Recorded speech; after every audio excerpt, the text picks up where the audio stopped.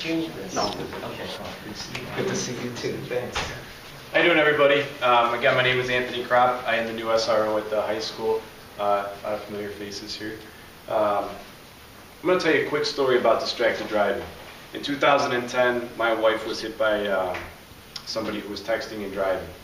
She was stopped at a stoplight. The gentleman hit her from behind, driving a full-size pickup. My wife was driving a minivan, and he never stopped before he hit her. So about 45 to 55 miles an hour. I was working midnights at the time, so I was sleeping, and I'm sure a lot of us men know when your wife calls, you should answer the phone because they want you to know something.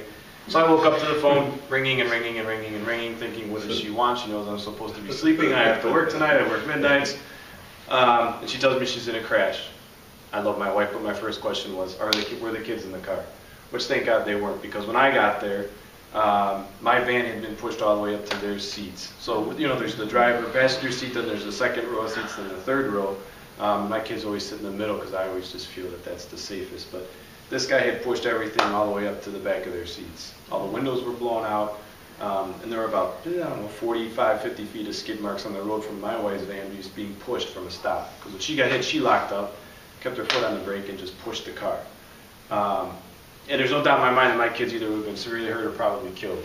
And because as little as they were 2 and 4 at the time. So car seats are great, but they only stop so much, okay, as far as whiplash and snapping a neck. So I can stand up here and say that I wasn't the victim, but my family was the victim of somebody, you know, from distracted driving. This guy had no insurance.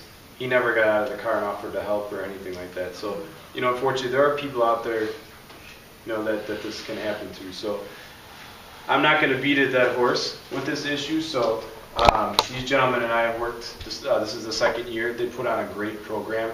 I'm here this morning to introduce myself and to answer any questions for the parents or students that you might have in regards to some of the laws or some of the village ordinances that we have, things like that. As he mentioned, the girl that was killed on Waukegan Road, I was there. Very tragic sight. Only 2 cars on the road, and they run into each other, and a DHS student dies. I mean, what are the chances of that? But I will tell you that I am not on patrol at this time, but the time that I spent, I've been a policeman since 2000. I would say probably upwards of 80 to 90% of the crashes that I've seen is inexperience. It's really not much to do with texting or talking on the phone. It is the inexperience. And a lot of them is in inclement weather. A lot of the teens that we see are involved in crashes in the rain, the snow, things like that, because parents have never taken them out and said, let's just go down to the store real quick in the rain because I want you to see what it's like to drive in the rain. And a lot of the drivers will tell us that I've never driven in the rain before. I've never driven in the snow before. This is my first time. That's why, because it's on the parents and us, you know, to teach them what it's like and give them the experience, because it's a very scary event, first of all, when they're out on their own the first time and it's pouring rain with their windshield wipers on, to know, oh my God, I'm alone, it's the first time. And this is stories that have been told us. I was just scared, I wasn't sure, I panicked. So there's a lot of things to consider, you know, before you get them behind the wheel.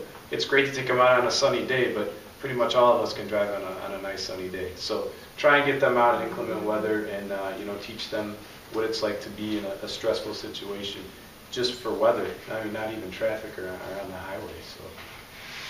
So I will take any questions you have right now, because again, these topics that these gentlemen have already said, I can reiterate it all, but it's not going to do any good for me to do that. I can tell you that we would just like to see you spend more time with your kids, you know, behind the wheel.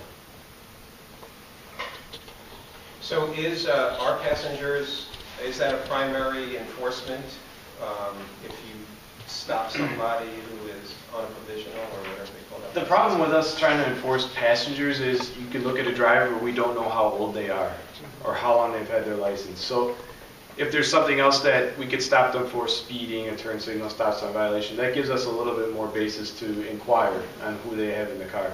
I can tell you that within the first week of school this year, I came across a student who I wound up talking to a few days later, but I saw him driving, you know, as he was leaving school. He had a car full of kids, and he had just gotten his license, so he was only limited to 1 passenger, and he had 3.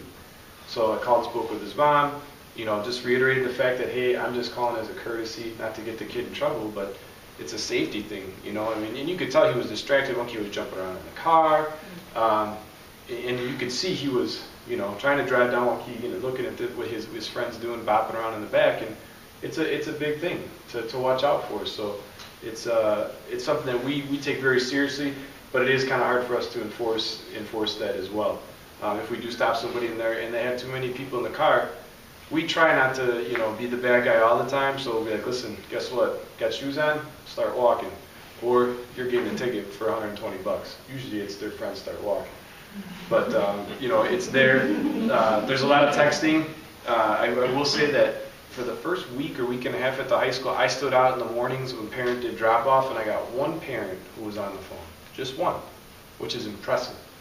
Okay, because a lot of people don't get it. They're on the phone. Oh, I was just dropping my son or daughter off. Yeah, but you're on school property. And there's a lot of cars and a lot of kids. So for those of you who've been at the high school and drop off or pick up, you know what it's like. It's a one way in, one way out, and it's a mess. Because their parking lot's not going to get any better, by the way, because they're going to start construction in the summer. So just be prepared. It's going to be even worse. So it is nice to see that, you know, that the parents that are dropping their kids off, they're setting that example. It's really nice to see that. So please keep it up, because again, you are what they watch. So, and I'm guilty, as he said. I you know, and Scott, I have young kids, but you know, if I get in and I start to move the car, Dad, your seatbelt's not on. Yeah, I know. Give me 2 seconds, okay? I got 10 things going on in my head, and I gotta get my seatbelt on. But they remind me if I forget. So, but they've seen it from day one, and we stressed it from day one. So if they see it, or they're in the car with anybody else, they're always like, "Oh, you need to put your seatbelt on." Thank you, Mr. Policeman, that you're 7. So my kid is very much oriented towards that direction. But so again, your kids start at a young age, and like Scott and you said, it's very important that you set the right example, because they remember. You know, it's steel trap, man. My kid remembers everything I do when I'm in the car. So, among other things. But so, I will take any questions you have about. Quick question: Are you guys showing these videos to the kids at school?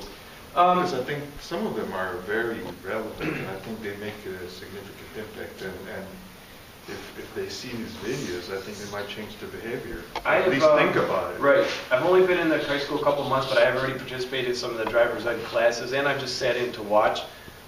They do show some good videos. Some of them are not put on by this organization, but there's other ones. Some of them are real life stories some of them are recorded, unfortunately, live.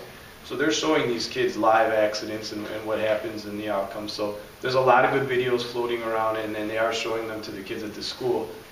I wish we had more time as a police department to get all the kids together at once and show them things like this, but it's hard because of the scheduling at the school. You know, they're very tight scheduled, so it's hard to get like a large assembly to show this to the kids. It'd be nice to have, at least before they get their permit or yeah. I don't know exactly how it works, to have you go in and bring it home to not, you know, this thing. Right, to check out type of a thing? But more about bringing it home to Deerfield. Hey, you know, there's some kids that died. Right. You know. You know, and that's a touchy subject, unfortunately. And a lot of you, how many kids in here, if their permits are going to get their permits soon? One or the other? Just a handful? Okay. You know, it's hard to bring certain topics back because it brings back a lot of bad memories. Again, I was there for one of those 2 accidents, and it's not fun for us, and it's even worse for the students to kind of relive it. So to bring a video close to home makes it a little bit harder. So, but they do get to see good videos in the classes, so it's good. And last year or the year before, Ray, we spoke. The driver's ed department put on a program that spoke there for about an hour. A much more expanded program than what I talked about here. Sure. We showed a lot of video, strong. There's a lot of strong, powerful videos out there. Yes, there. Talking and how they lost their parents. Yeah, right. It's powerful. I'm kind of just getting in at different points of the driver's ed classes people are going through with the students. So I'll be talking like about DUI and talk about distracted driving, and I even went out with a couple other classes and put the goggles on and drove the golf cart just to, you know, participate and refresh my memory on what it's like to, you know, go through stuff like that. So it's good that the high school puts on a good program. It's real easy for ourselves to be focused on the kids and have them learn it, but if one of the main messages tonight is that responsibility is on the parent, it almost feels like it would make sense for either the state or the school to say before you get a permit, for you to be able to drive with your team, for the parents to have to go through something, whether it's a video or something online or something for them to get some of these messages and these expectations. And Sure. the idea would be if both the kids and the parents would do it at the same time, then you could have the concept be created because they all saw the same thing. Right. I think the problem with that is, it's time, for one. And two, it's a very unsupervised, structured program that the state puts on. Somebody else said it before. Well, you get this log sheet, but who governs that? Who polices that? So you go turn it in and it says that you drove for 50 hours. How does anybody know you really did that? I mean, it's literally on the honor One system. busload per state of teens that died each year. Yep. So there's one state that does require that currently. I think it's Connecticut. Requires a parent to attend a meeting before their child gets a learner's permit. Only that. What's the result then? No permit, no meeting, no permit. No, do they have improved of anything to other parents better? It's Role modeling? new, it's new. I mean, you're right. I think that would be a great thing to do, is that this room should be filled with every student that's enrolled in getting a permit, that their parents should have to be here to see what's going on, but we can't, nobody can enforce that. I'd be happy if the people in this room just did it themselves. Right. Okay, I've taken this program has been, I've been to Seattle, I've been to Colorado Springs, pushing this program. And I can tell you that a lot of people will sit in meetings like this and go, yeah, man, that's really a drag. Mm-hmm. What's on TV? Right. Scott brought up a good point, time management, and I'm guilty of this myself, and we all are. How much can you do in a little bit of time and get the end result to be positive? Certain things like this in programs where parents are like, I don't have time for that. I just don't have the time to commit to an hour and a half or 2 hours to come to a meeting at the library. I just don't. I have this, that, the other. But it needs to be done. Because when you see videos like this and you hear about the stories, a lot of people just want to turn the other way and pretend that it doesn't happen here, and it can't happen here, and it can't happen to their family, and it won't happen to their family. But guess what? The girl that was killed at Waukegan and Kate's, I knew her dad. Her dad was a policeman. And I had to tell him that his daughter was dead. Not fun. Okay? I had no idea who the guy was. I had no idea who the student was. I didn't know anything until the guy pulled up and asked me about his daughter, who I knew was killed in the crash.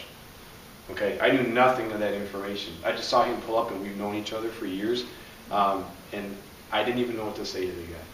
He asked me the simple question, and I gave him the hard answer. Okay?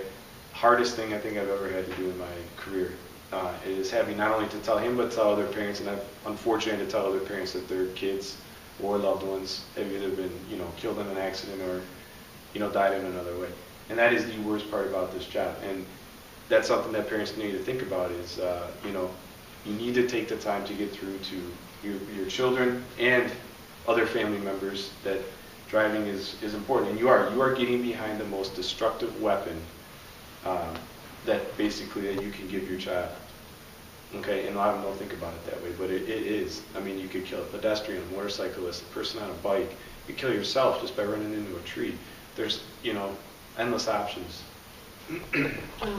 Gina's mom is married to the assistant coach for hockey. They do a fundraiser. They should do a fundraiser with every sport, just to make the driving aspect a reality, because that really brought a lot to the board, to the players who play.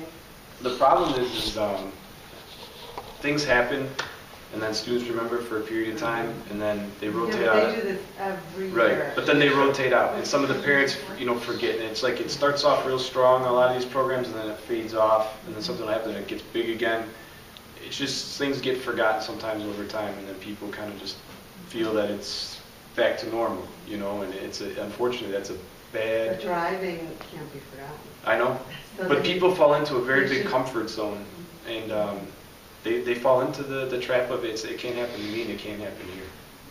Look, And it's if I could unfortunate. just say one thing, is that you guys are concerned. That's why you're here, all right? There's 475 other sets of parents from that aren't here, okay? You guys are in the minority. I've tried the best way that we could figure to do a national campaign that would introduce parents online, go to the website. We had a national spokesperson, Nancy O'Dell from Entertainment Tonight. We had a big launch. We had videos. We had, hundreds of thousands of downloads on YouTube and all that kind of stuff. But I really have come to the conclusion that it's about a local activation. Meaning it's up to you guys. If you guys think this is an issue, number one, you have to do it yourselves within your family. And number two, you have to spread the gospel to whoever you come in contact with. And if it's on Facebook, you could go to whatever, distraction.gov. You could go to Parents Are the Key, which is a CDC program. We're not the only ones that do this kind of thing. Or you can go to driveathome.org, and you can share videos, you can share resources, and send them to the people that you know and say, look, this is important, okay? This is our kids we're talking about. Let's try to do something about it. Or you could approach the coaches. I mean, police officer, he's got, anyway, it depends on I'm saying we have to do it ourselves. Nobody's doing it for us. That's what I'm saying. I mean, they do it with hockey because this is Right. within hockey, as happens as family. But it needs to be passed on to the other coaches of the other sports that That would have be to awesome. to keep it. A lot of the problem is kind of like what you're saying, and he's putting it pretty bluntly, is nobody's going to do it for you as a parent. You have to do it yourself. Okay? The police aren't going to do it, the coaches aren't going to do it, the high school's not going to do it, and it's not our or their responsibility. It's your child, it's your responsibility. You have to do it. Okay? Because they're only going to listen to you. They sure don't want to listen to the police, I can tell you that, when they're 15 or 16 getting a permit. They don't want to listen to teachers, and they don't want to listen to coaches for the most part. It's great that they do the programs, but the parents have to do it. Okay? We can't raise your son or daughter for you for driving. You have to do it. Okay? And a lot of people, when things happen to us, want to point the finger at somebody else, but it's got to start at home. Just like these videos have all pointed out, you have to hit it at home first. We can help, Not even sport. but You could even spread it to the theater and to... So we do, one of the things we do is we do a thing we call Coach's Game Plan. Okay, so we try to distribute this to coaches around the country and say, okay, why don't you have a meeting so that after practice or after the game, the kids aren't doing this. But the percentage of adoption and penetration is very small because it takes a dedicated group and somebody with connections. So if this is your thing, I'm happy to give you the Coach's Game Plan. And I'll say I'll come to any meeting you want to organize. Get me in there, okay? Talk to the coaches. let me hit on that real quick. Is that don't think that the police in the school don't care or don't want to do something, because the school does have consequences, as do the police department. Okay, you get stopped, your child gets stopped. If they're doing something wrong, there's a good chance they're going to get a ticket. We don't like to normally do like to give them a warning because they are new drivers, but there are other consequences as well. If they get in trouble to a certain extent, the school gets involved through activities or whichever else. But remember, you are the ultimate authority over your child, and you have the ultimate control over their driver's license, okay? For the first short period of time that they have their license, if something's not going right and they're not listening to you, whether it's grades, athletics, poor driving skills, it's your right as a parent to take their license away. All you have to do is go to the DMV and say, I would like to revoke my son or daughter's driver's license. It's that simple. You don't have to physically take it away from them. You could just go there and say, I am halting their privileges. That is your responsibility and your right. Remember, it's a privilege, not a right to drive. What's the process to reinstate it? They have to go in and redo certain tests. I believe there's a short gap. Again, the Secretary of State has a book about this thick, and I can't read the whole thing, and Scott probably knows the same thing. The book, I mean, you need to look something up, you got to look it up, because the pages are, super thin. And then again, it's like this thick. I mean, it was something that would take you 10 years to memorize, and it changes. Sometimes it changes for us on a monthly to yearly basis on the laws, and the GEL program is changing every year for us, every year. So that's something you would have to work out. But you literally have control over the license. I have two quick comments. I think that woman over there, her idea was a great idea. And if you were the one that said, take it, I don't know why you couldn't take that idea to the high school and to driver's ed. There's only 2 or 3 private driver's ed programs I think most of us sign up for if you don't take it to high school. Take it to them. I'm sure Parent Network would potentially support you in that endeavor, and the Deerfield Police. So I wouldn't take note of that idea. The other thing I'm thinking with Alex, and maybe you already have this, how many times do we open up, we get an email that's viral and it's a 2 or 3 4-minute video and we watch it.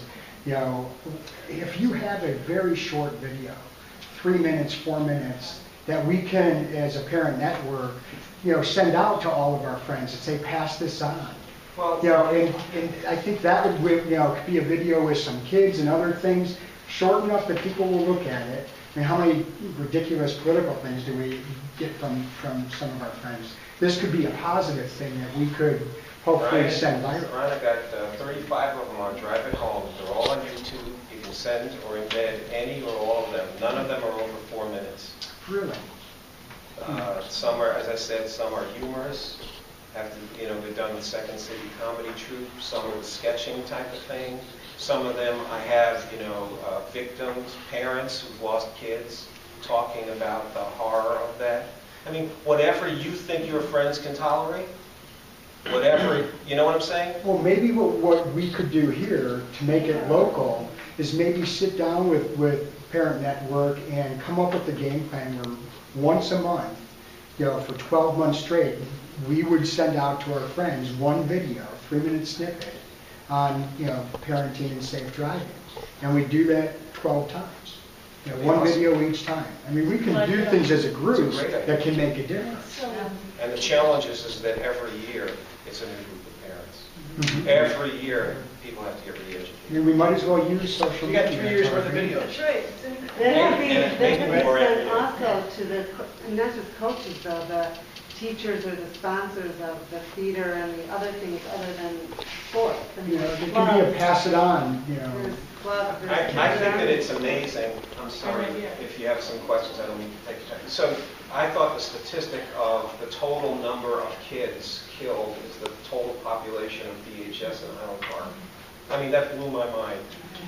There's a time of the year we call the 100 deadliest days. More kids statistically die between July 4th and September 1st. They're out of school, it's summertime, they drive, there's more daylight, they're driving more.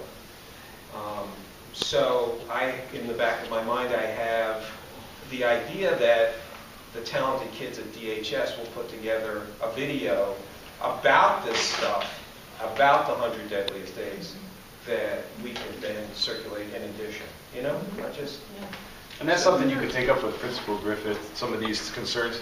She will definitely entertain and make that work if you need to make it work through the Parent Network program. The other thing, which, Gladys, you might be able to answer this one. You know how when kids take like Adams or the drivers that outside of the school, they still have to prove their certificate to the school for graduation. If DHS and Highland Park and whoever can make it a requirement that they watch so many of like your videos, let's say, before they graduate, and somehow if you could figure out how you could make sure that they're doing it, like having the parent have to sign. Well, DHS is already light years ahead of most schools. One of the programs that we offer is called Alive at 25. And in order to park, But that's for So just parking. add it onto the parking. well, I think that would be great, but I'm saying But I'm most talking schools don't about require any of that. sophomore- Right. With permits to when they get their driver's license. The problem with That's trying to fine. control what they have to do to get their permit is hard, especially with these private driving schools. Unfortunately, they're money driven. You know what I mean? No, but I'm And- talking about, you do it, like for instance, my son didn't take it at school. He took it elsewhere. But, so he had to turn that into his conflict. But DHS should also have a requirement that you need to watch so many videos, even if you took it from Adams or Top Driver or whatever. Well, the 11 at 25, like he said, is they are one of the few schools who actually make the kids watch that, and that is a very good. If you've never seen it, you should watch it. It's a very good program. But again, there's only so much we can do. That again, you're asking other people to do that.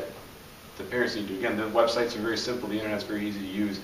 Every parent could go on and That's the say. question, if the high school would make it a quote-unquote requirement for graduation. Right. Well, it's parental responsibility. It is. But let's start there, and then if the high school. Let me take a couple more quick questions. Actually, I just wonder if you could touch on drunk driving, the consequences of that. Okay. Like their license being taken away, how long it is. Sure. Their insurance, The insurance it could be forever. Right. If they're caught driving, it's called zero tolerance for DUI, and they lose their driver's license. If they're 16, 17, they'll lose their license until they're 21. Okay? And that's pretty much how it goes. So you can lose it for 5 years, you can lose it for 3 years. It all depends on your age. Alcohol. Yeah, it doesn't matter. I mean, again, you're innocent until proven guilty, but it's one of those things that's all court-based. How bad is alcohol driving? You think at the school since you've been there a month? What's your read? Well, a lot of the kids don't understand too is if you're at a party and you're drinking and you're arrested, even if you're not behind the wheel, you can lose your driver's license. So if you're arrested for minor consumption at a party, you're risking losing your driver's license. Okay, that's one of the new implemented laws that's out there to try and reduce the risk of children drinking even though they're not driving. So unfortunately, we encounter that again. I would say the same thing. It's the 100 days is where we get most of our arrests in the summer when the kids aren't in school. Okay, and it causes a lot of problems. Questions? I have a question for Scott, actually. As a lawyer, I hear a lot of parents who are blowing off the 50-hour driving requirement, the more than one other person in the car. When you're working on cases and you have an accident involving a team who has more than one, is that an issue that comes up, and does that potentially increase people's legal liability from a tort perspective? I think a lot of parents don't understand that when they're blowing off these rules and allowing their kids to blow off these rules, that they can be, it's not just a rule that they're blowing off, but it can bring significant liability to the families. Yeah, I had mentioned that this case that I just got involved in involves a 16-year-old who apparently has 3 passengers. It's interesting because the police report says 1 passenger. But in speaking to the paramedics, the wife of my client asked, how are the other people, how is the passenger in the car? And the paramedic said, oh, all of them are fine. And she said, all of them? I thought there was just 1 passenger. That's all that's reflected in the police report. And the paramedic said, no, there were 3 other people. And then in further investigation, it turns out there's all kinds of evidence that probably played a role in what happened. So that violation of that law is going to be a major foundation for establishing liability in the case. She was driving distracted. And the parents can be responsible too if there's, well, first of all, the insurance and all that stuff, but I mean, there can be direct liability on the parents if they fail to take appropriate action to obtain the proper training for their kids. So if it turns out that they allow them to get a license without having the appropriate driving time, that's negligent entrustment. It's just they're not being responsible. They're being unreasonable. I really appreciate this lively discussion and everybody's participation in coming this evening. The speakers were filled with knowledge, and I think that we probably could go on for another half hour. However, we promised the library that we would be out of here by 9 o'clock. So I want to thank you all for coming and remind you.